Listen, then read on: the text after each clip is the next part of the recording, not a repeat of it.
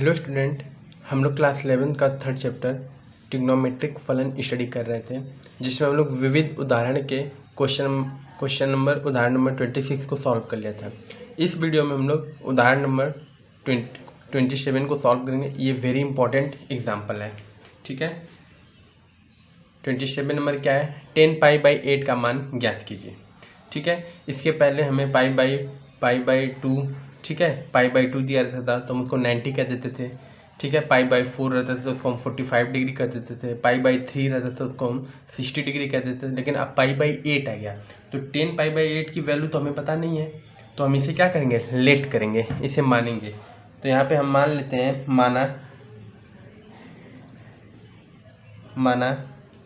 π/8 = a। मान लेते हैं कि π/8 किसके बराबर है? a के बराबर है, ठीक है। तो हम क्या करते हैं, दोनों साइड 2 से मल्टीप्लाई कर देते हैं, ठीक। मल्टीप्लाई 2 से दोनों तरफ क्या कर देते हैं? गुणा कर देते हैं। तो लिख देते हैं 2 से दोनों पक्षों में गुणा करने पर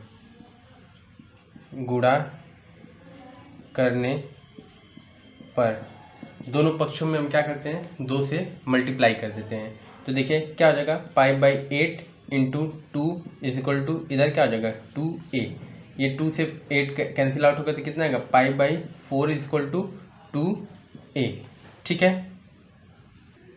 अब दोनों पक्षों में 10 ले लेते हैं, ठीक है। दोनों तरफ 10 लेने पे तो इधर क्या आ जाएगा? 10 π/4 = इधर क्या आ जाएगा? 10 2a, ठीक है। अब देखिए 10 π/4 की वैल्यू कितनी होती है? 10 45 डिग्री 1 होता है। 1 = 10 2a का फार्मूला हमें पता है। क्या होता है 10 2a का फार्मूला? होता है 2 10a अपॉन 1 - 10² a, ठीक है। ये 10 2a का फार्मूला होता है। क्या होता है? 2 10a अपॉन 1 - 10² a। अब देखिए यहाँ पे दिस इम्प्लाई, इसको क्रॉस मल्टीप्लिकेशन कर दें तो इधर हो जाएगा 1 × 1 - 10² a, ठीक है, = 2 10a, ओके। अब देखिए इधर मल्टीप्लाई करने पर क्या आ जाएगा? 1 का मल्टीप्लाई किसी भी नंबर से में करते हैं तो कोई चेंज नहीं होता, तो ये सेम हो जाएगा। 1 - 10² a = 2 10a। अब सभी को इधर ट्रांसफ़र कर देते हैं तो इधर क्या बचेगा? 0 = सब इधर आ जाएगा तो 2 10a, ये 10² a माइनस में, तो इधर आके क्या हो जाएगा? प्लस में हो जाएगा। 1 प्लस में तो इधर आके क्या हो जाएगा? माइनस में हो जाएगा। तो इसको हम लोग अरेंज कर लें, स्टैंडर्ड फॉर्म में कर लें।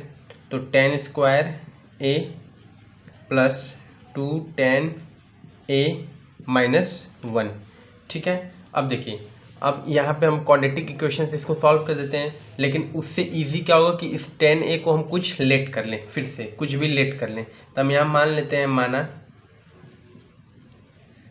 10a = एक्स वाई कुछ भी मान सकते हैं, कोई प्रॉब्लम नहीं है। एक्स ही मान लीजिए चाहे वाई मान लीजिए। तो 10a = हम एक्स मान लेते हैं। तो 0 = जहाँ 10 है a है वहाँ क्या रखते हैं? एक्स। तो x² + 2 10x - 1, ठीक है। ये तो हमें एक क्वाड्रेटिक इक्वेशन मिल गया। अब ये क्वाड्रेटिक इक्वेशन सॉल्व नहीं होगा, क्यों? क्योंकि इसका आपको कोई फैक्टर ही नहीं मिलेगा कि ऐसा नंबर जिसको मल्टीप्लाई करें तो -1 है और प्लस और ऐड करें तो 2 है। तो जब कोई भी क्वाड्रेटिक इक्वेशन अगर सॉल्व नहीं होते हैं तो उसको हम लोग एक क्लास 10 में नियम पढ़ते हैं, सीधाचार नियम, ठीक है। तो इसको सीधाचार नियम से क्या कर देते हैं? सॉल्व कर देते हैं इस क्वाड्रेटिक इक्वेशन को। इतना नोट करिए, फिर इसको रब करते हैं।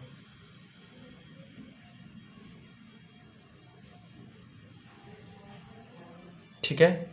अब इस सीधाचार नियम को हम लोग सीधाचार नियम से इसको सॉल्व करते हैं, ठीक है।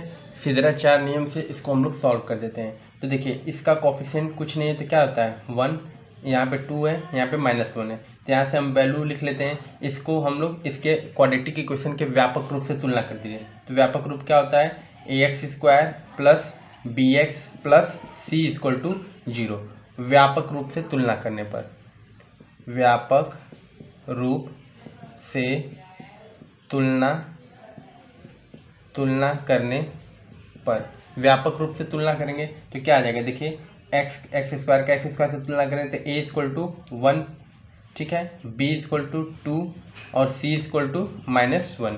ए बी सी की वैल्यू अगर हमें पता चल गई तो हम सिद्धांचार्य नियम लगा देते हैं। एक्स इक्वल टू क्या होता है formula, -b plus minus under root b square minus 4ac upon 2a, ठीक है। सिद्धांचार्य का फार्मूला क्या होता है, x equal to -b plus minus under root b square minus 4ac upon 2a। अब यहाँ पे वैल्यू पुट करिए तो एक्स इक्वल टू b की वैल्यू क्या है 2, तो -2 plus minus under root b square मतलब 2 का स्क्वायर माइनस 4 इंटू ए की वैल्यू 1 और बी की वैल्यू सी की वैल्यू क्या है -1 है अपॉन 2a 2 इंटू 1, ठीक है।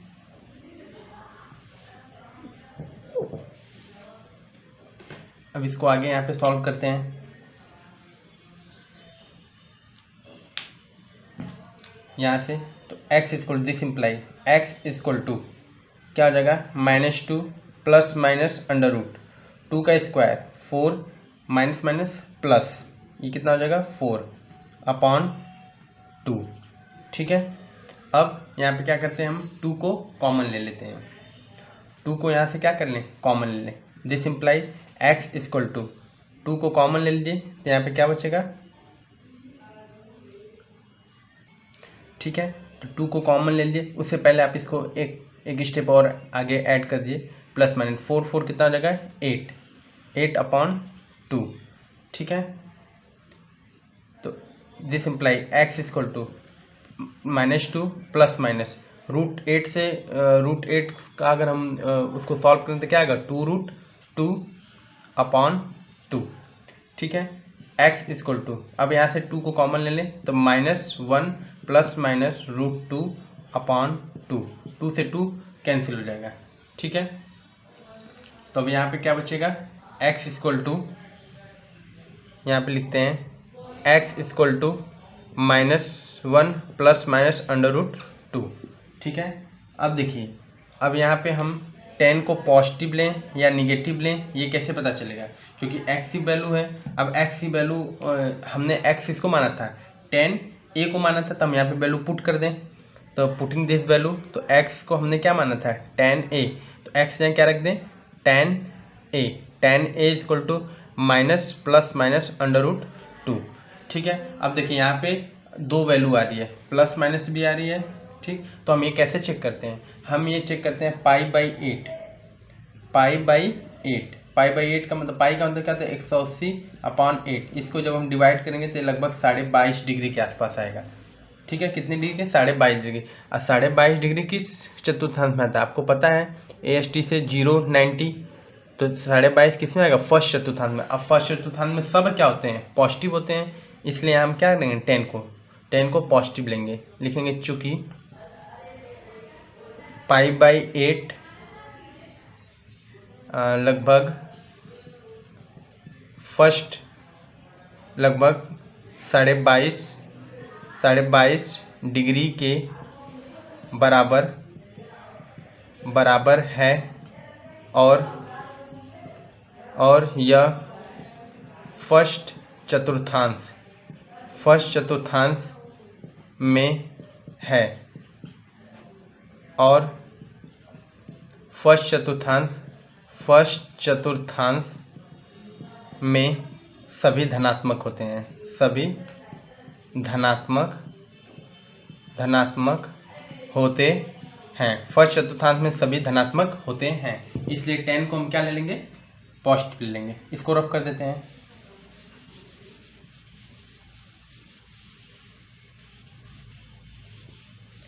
फर्स्ट चतुर्थांश में सब पॉजिटिव होते हैं, इसलिए हम 10 को क्या लेंगे पॉजिटिव। तो टेकिंग पॉजिटिव तो 10a इक्वल टू क्या हो जाएगा -1 प्लस अंडर रूट 2।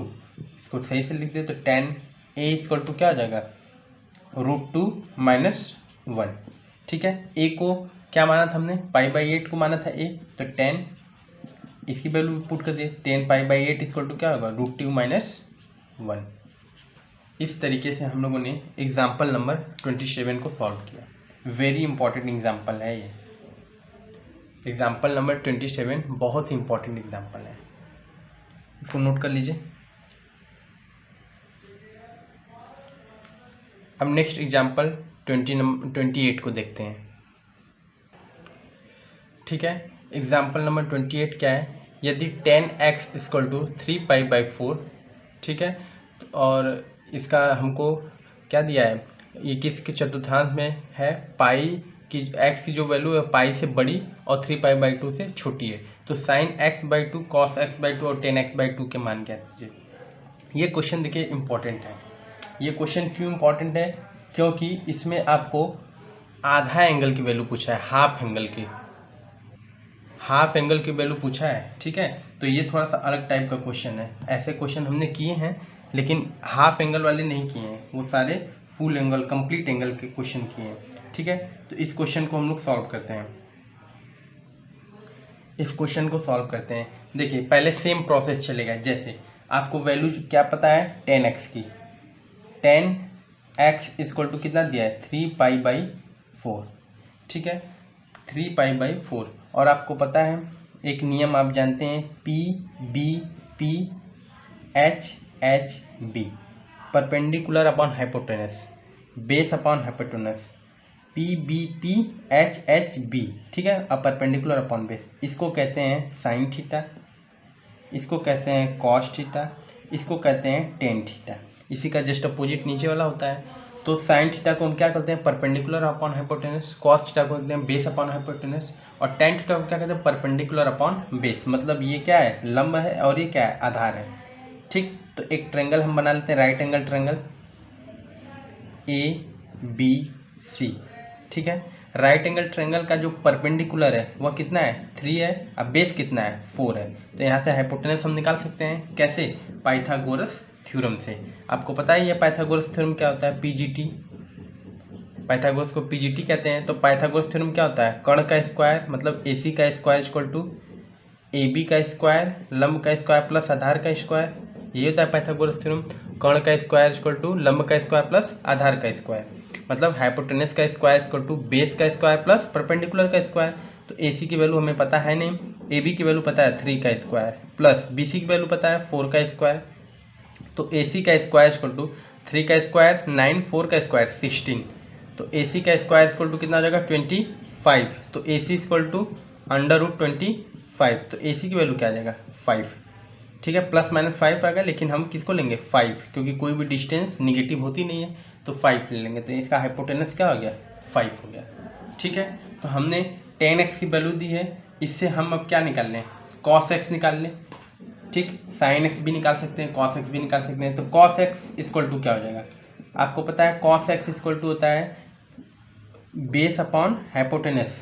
ठीक है, क्या होता है बेस अपॉन हाइपोटेनस। बेस क्या है, आधार कितना है 4 है, और हाइपोटेनस कितना है 5 है। तो cos x की वैल्यू हमें पता चल गई 4/5। ठीक है, cos x की वैल्यू हमें पता चल गई। अब देखिए हमें तो हाफ एंगल निकालना है, cos x/2 निकालना है, ये तो cos x है। ठीक, तो अब यहाँ पे देखिए थोड़ा सा ट्विस्ट है, cos x की वैल्यू तो हमने निकाल ली, अब cos x पॉजिटिव होगा कि निगेटिव होगा ये कैसे पता चलेगा। तो देखिए हमें ये यहाँ पे आपको लिमिट दिया है πx 3π/2, x की वैल्यू पाई से बड़ी और 3π/2 से छोटी है। तो पाई से बड़ी मतलब 180 और 3π/2 से मतलब 360 से नीचे।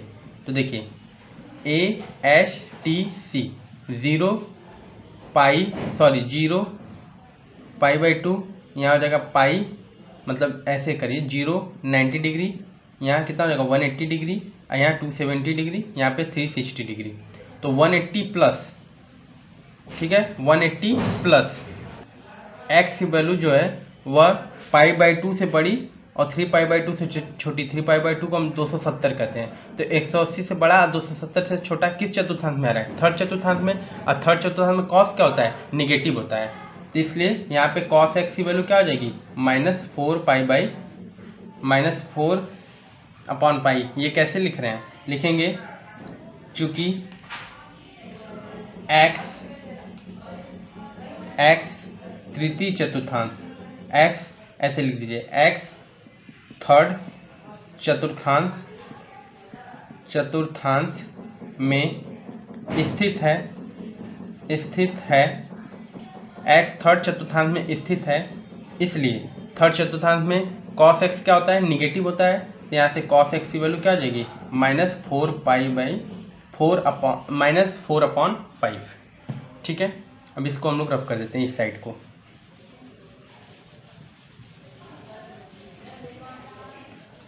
तो cos x की वैल्यू निकल गई कितना, 4/5। ओके, 4/5। अब देखिए हमें तो cos x/2 चाहिए था, यहाँ पे हमने cos x निकाला है। ठीक है, cos x/2 चाहिए था। तो हमें एक फार्मूला पता है, हम जानते हैं cos 2a का फार्मूला जानते हैं। cos 2a का क्या फार्मूला होता है, 2 cos स्क्वायर a माइनस 1। अब cos 2a का फार्मूला साइन में भी होता है, cos में भी होता है। ठीक है, साइन में क्या होता है, 1 - 2 साइन स्क्वायर है। तो हमें तो cos में चाह रहा है, तो cos 2a। देखिए यहाँ पे जब 2a है तो यहाँ एंगल कितना है, हाफ।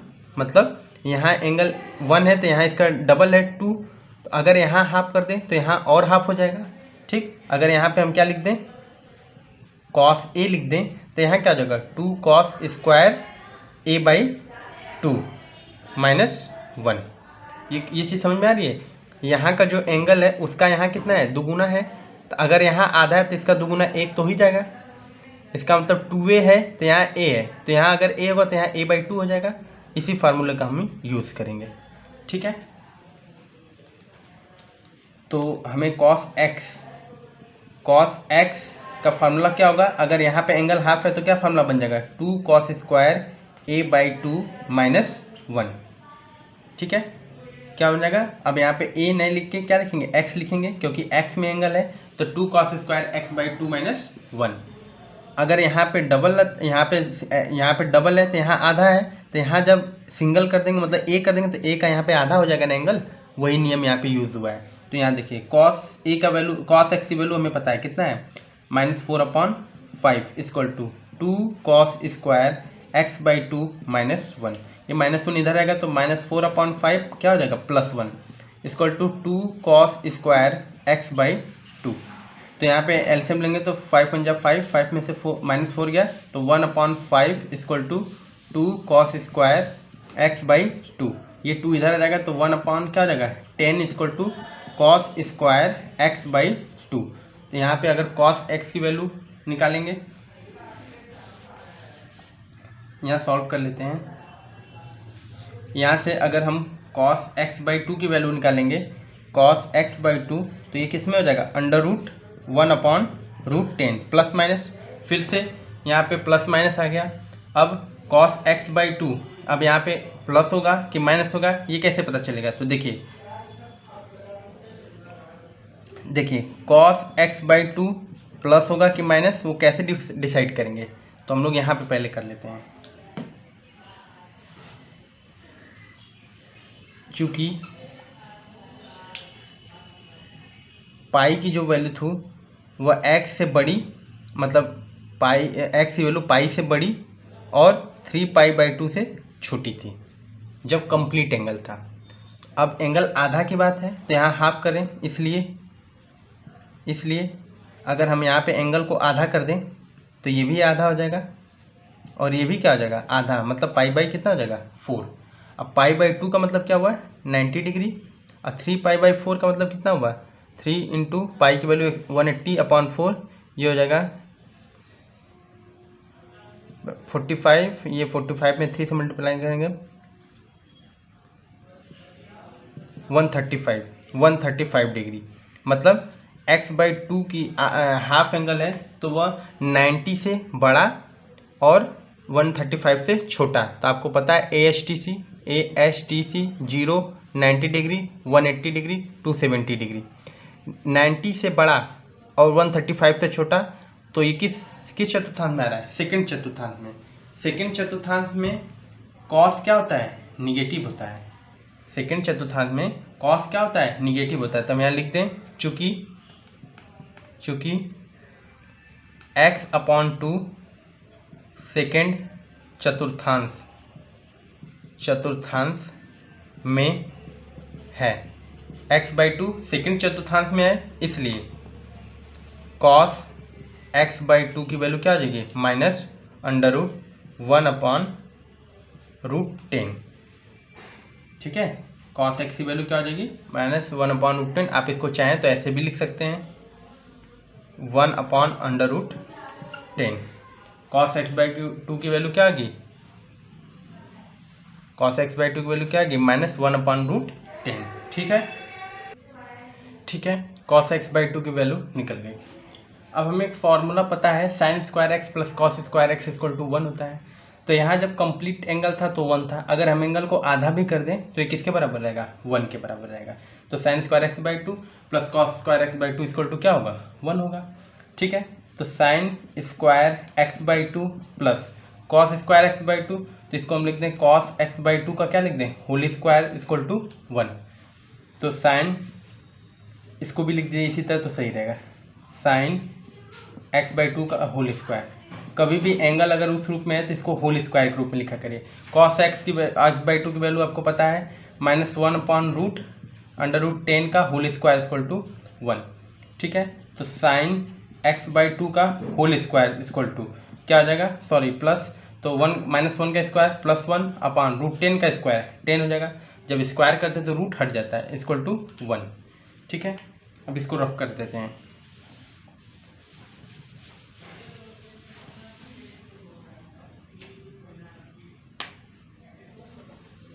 ठीक है, अब यहाँ से देखिए साइन एक्स बाई टू का होल स्क्वायर इक्वल टू क्या आ जाएगा 1 माइनस, ये इधर जाएगा तो माइनस का हो जाएगा -1/10।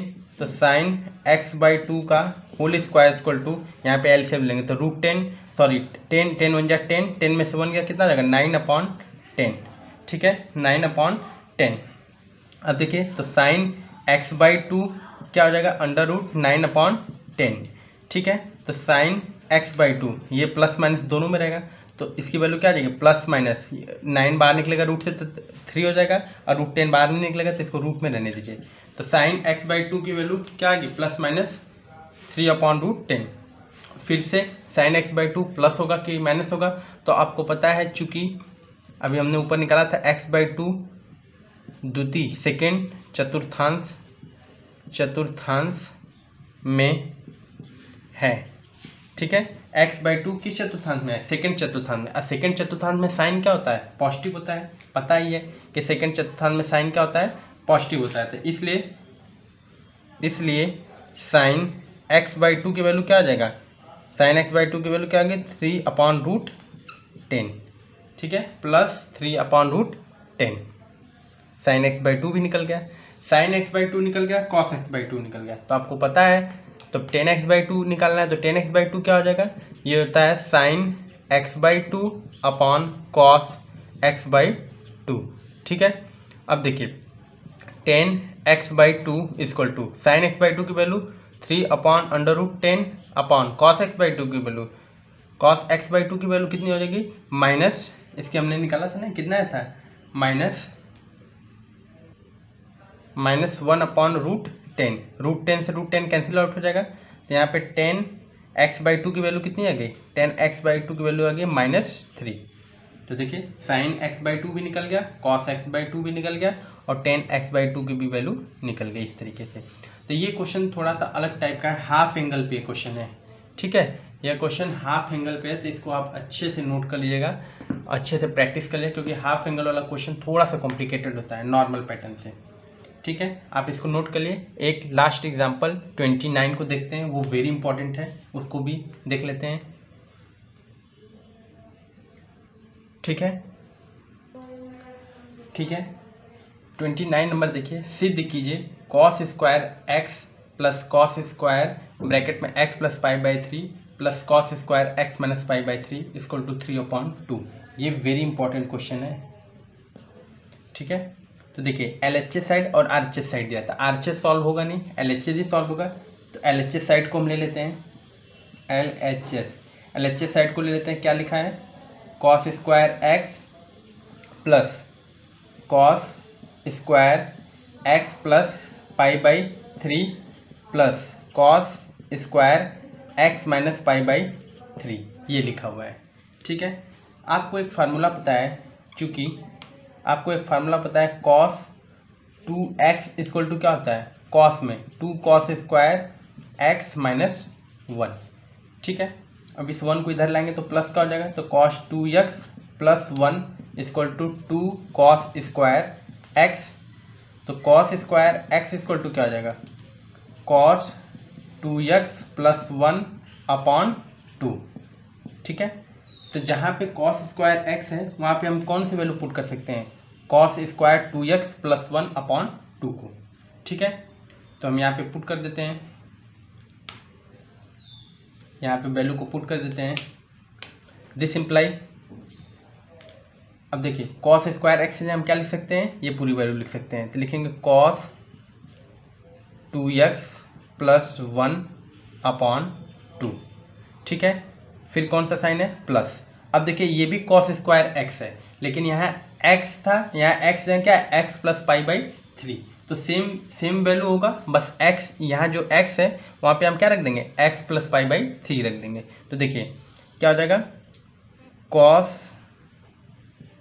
ठीक है, cos 2, अब x यहाँ x था तो x रखा हमने, अब यहाँ पे x नहीं है, x यहाँ क्या है, x प्लस पाई बाई 3 है, तो यहाँ पे x प्लस पाई बाई 3 रख देंगे। अब प्लस क्या चलेगा, 1 अपॉन में 2, ये तो सेम है, ठीक है। फिर प्लस सेम चीज़ यहाँ पे cos square x minus pi by 3 है, तो यहाँ पे क्या हो जाएगा, cos 2 ब्रैकेट में क्या रहेगा, x minus pi by 3, x minus pi by 3, ठीक है।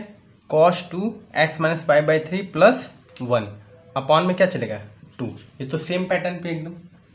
क्या किया हमने, हम लिख सकते हैं, हमने एक फार्मूला जानते हैं, cos 2x equal to 2 cos square x minus 1 जानते हैं, ठीक है। फिर 1 को इधर लेंगे तो cos 2x plus 1 equal to 2 cos square x हो गया। तो cos स्क्वायर x किसके बराबर हो गया, cos 2x प्लस 1 अपॉन 2 के बराबर हो गया। तो जहाँ cos x है वहाँ पे हम क्या लिख सकते हैं, cos 2x प्लस 1 अपॉन 2, ठीक है। तो हमने लिख दिया वहाँ पे, जहाँ x था वहाँ cos 2x प्लस 1 अपॉन 2 था।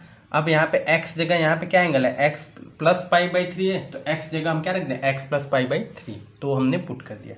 दिस इम्प्लाई, अब यहाँ पे 2 देखिए एलसीएम ले लें, सबके अपॉन में 2 है तो 2 एलसीएम ले लेंगे, ठीक है। तो यहाँ क्या हो जाएगा, 1 प्लस cos 2x, ठीक, यहाँ पे क्या हो जाएगा, 1 प्लस cos,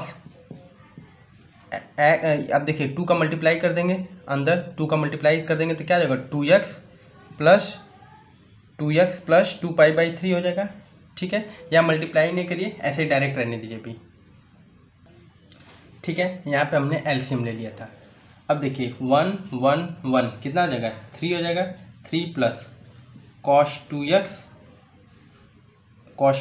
प्लस क्या बचा, cos 2x plus pi by 3 plus cos 2x minus pi by 3 upon में क्या चल रहा है, 2 चल रहा है, ठीक है।